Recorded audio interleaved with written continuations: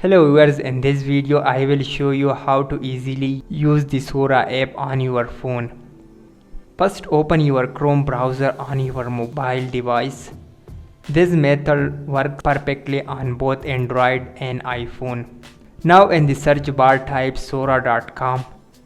Make sure you are on the real site to stay safe.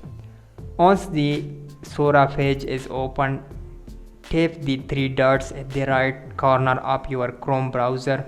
This will open the menu option.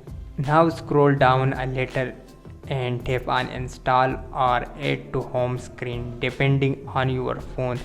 This will create a shortcut for Sora that looks and works just like a real app.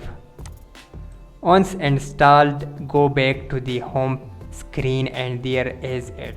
Tap the Sora icon to open it instantly, just like any other app. And that's it, you have successfully installed the Sora web app on your device. If you found this video helpful, make sure to like, subscribe and share this video with others who might be trying to use Sora too. And I will see you in the next video. Thanks for watching.